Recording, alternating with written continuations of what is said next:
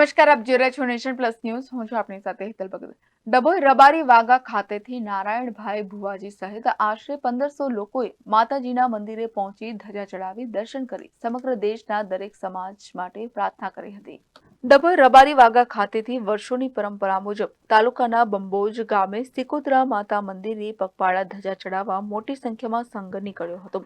તેઓનો મુખ્ય હેતુ એ હતો કે 2024ની સાલ દરેક સમાજના લોકોને સુખ, શાંતિ અને નિરોગી રાખે તેવી પ્રાર્થના કરવામાં આવશે. ડભોઈ નગરના રબારી વાગા ખાતે રહેતા નારાયણભાઈ ભુવાજી સહિત આશરે 1500 લોકોએ માતાજીના મંદિરે પહોંચી ધજા ચડાવી દર્શન કરી સમગ્ર દેશના દરેક સમાજ માટે 2024નું વર્ષ સુખ, શાંતિ અને નિરોગી રહે તેવી માતાજીની પ્રાર્થના કરવામાં આવશે.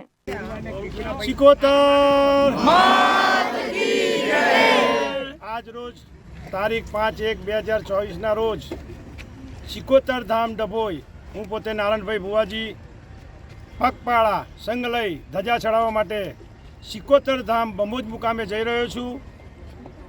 આ પરંપરા દર વર્ષે અમે જઈએ છીએ.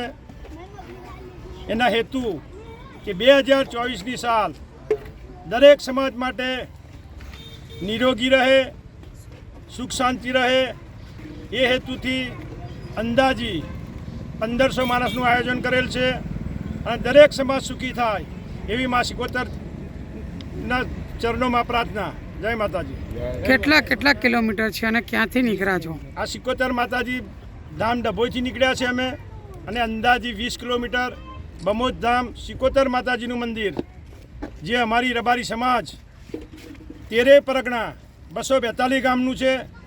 અને ગર્વની વાત એ છે કે આ સિકોતર માતાજીની કૃપાથી દરેક રબારી સમાજ ઉપર છત્તર છોયા છે અને આ સિકોતર ધામે બંબોજ મુકામે અડાલેનાથ દરેક સમાજ, હિન્દુ, મુસ્લિમ, ખ્રિસ્તી દરેક સમાજને અમે અમારા સાથે રાખી અને દરેકને મા સિકોતરના ચરણોમાં પ્રાર્થના કરીએ છીએ કે દરેક સમાજ સુખી થાય એવી અમારી સિકોતર માતાજીને ચરણોમાં પ્રાર્થના. Bureau report, nation plus news, Dabhoi.